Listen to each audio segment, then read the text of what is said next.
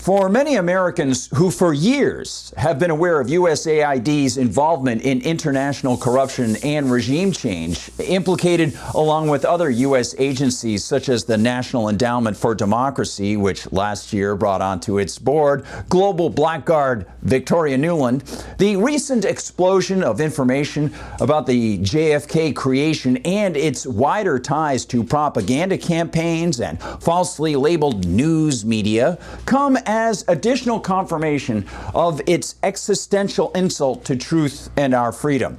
And Donald Trump's move to put on paid leave, not even to fire, approximately 9,706 of its 10,000 parasitic employees comes as a delightful piece of news.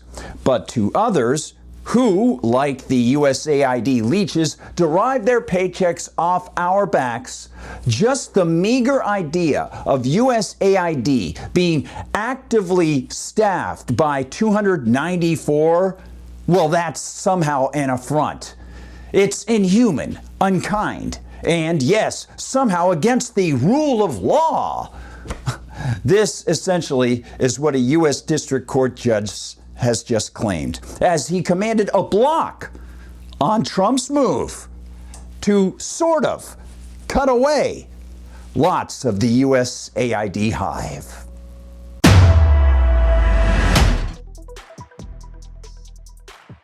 Hi everyone, I'm Gardner Goldsmith for MRC-TV, and here's the story. The New York Post reports that Judge Carl Nichols of the U.S. District Court for Washington, D.C., has ordered a stay on Donald Trump's adjustment of that executive branch agency, USAID.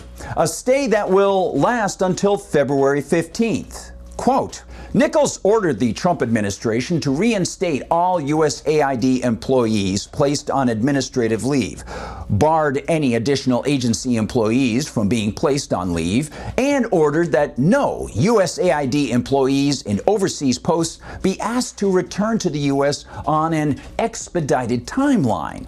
The Trump administration had recalled virtually all foreign-based USAID employees earlier this week, giving them 30 days to accept government-paid transportation home unless they obtain an approved exception.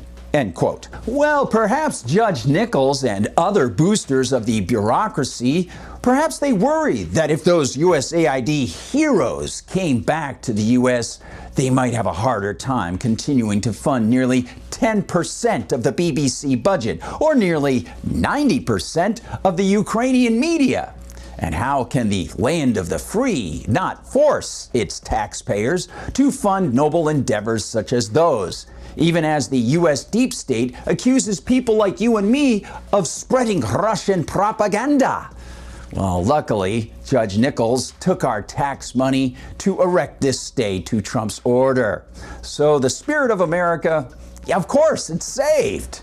Unless one bothers to read the Constitution, which not only doesn't allow this agency to exist, especially since it was created by a John F. Kennedy executive order in 1961, but also is a national rule book that has as one of its philosophical underpinnings the principle that people shouldn't be forced to pay for international skullduggery and propaganda.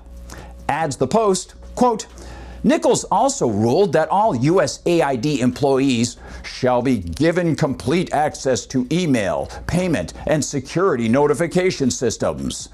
The judge's limited restraining order was first reported by Politico. Nichols, a Trump appointee, released his full order late Friday night. He issued a preliminary injunction hearing date for February 12th. End quote. It's kind of ironic that Politico should report on the controversy, since that so-called news outlet got oodles of money from USAID, ostensibly for the super special level of Politico subscriptions that cost a total of $44,000 over 2 years. As a result, one wonders how the Politico brass feel about Trump focusing attention on the waste and potential for influence between USAID and so-called news groups. And a close look at USAID's broad fungus-like spread around the globe inspires an observer to wonder at not just the media connections, but also the typical manner in which U.S. bureaucracies burrow deep into our wallets, utilizing legalese, gaslighting, and emotion to perpetuate themselves, and often to expand. Quote, federal unions had sued President Trump, Secretary of State Marco Rubio, and others in the administration on Thursday for moving to dismantle the agency and reorganize it. Attorneys for the American Foreign Service Association and American Federation of Government Employees argued that layoffs could imperil workers stationed abroad, as well as non-governmental groups that rely on USAID funding. End quote. Did you sign on for this? No, of course you didn't. And sadly, as much as Americans are celebrating the prospect of mass layoffs at USAID, Donald Trump actually isn't standing on principle. He's not eliminating the agency.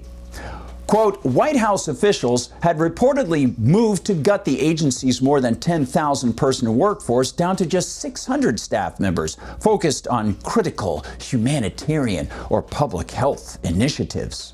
Around 500 employees at USAID had already been placed on leave and are likely to be recalled to their jobs, Nichols also noted following Friday's hearing, end quote. In other words, despite there being absolutely nothing in the Constitution to allow for USAID, Donald Trump plans in the end to keep 600 staff members doing humanitarian activities that he and others might claim are laudable. What would be more appropriate and offer a learning opportunity for many Americans would be for Trump to overtly state that he swore an oath to the Constitution.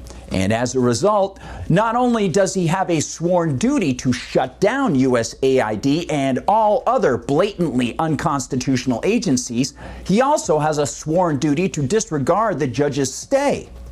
This part is a fundamental lesson in bedrock constitutional understanding.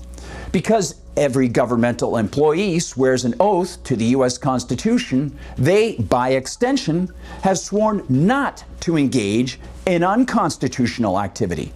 On a separation of powers basis, Trump not only is free to, but is obligated to, disregard the judge's block and continue with his actions to dismantle the unconstitutional agency. The courts may issue as many stays as they want, but if a stay interferes with Trump's duty to uphold the Constitution, he is supposed to disregard the court. So, for example, if a previous Congress passed and a previous president enforced a statute to arrest all Japanese people and herd them into concentration camps, the new president would be duty-bound not to abide by the statute or a court order telling him how glorious the statute is. But instead, he would have to abide by the Constitution, and he would be obligated not to enforce the statute.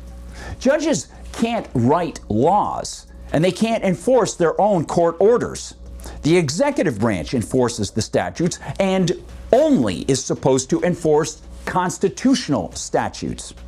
As a person sworn to protect and defend the Constitution, Trump is supposed to act accordingly, and his executive branch control of the bureaucracy requires him, not the courts, him to execute only statutes that he deems constitutional.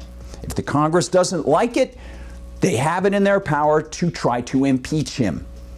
Well, since revelations about USAID keep multiplying, Trump has plenty of political momentum behind him to proceed.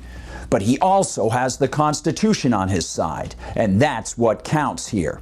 On the deepest level, contracts, union agreements, and anything else attached to USAID shouldn't get in the way of seeing this quite clearly.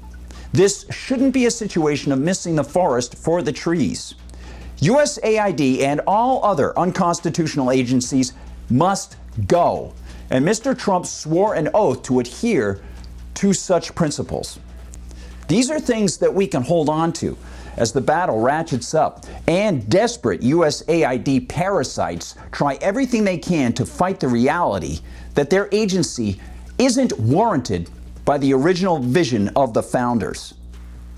Thanks for watching, everyone. Please like and subscribe, and find us on Rumble, where they don't censor us. Share the videos far and wide, especially with younger people whom you think might appreciate this sort of lesson. Of course, you can find us on YouTube, where, yes, sometimes they still do censor people, and find us inside Facebook all the time. Check out the MRC TV website. Please consider donating and visit the MRC TV store for great items.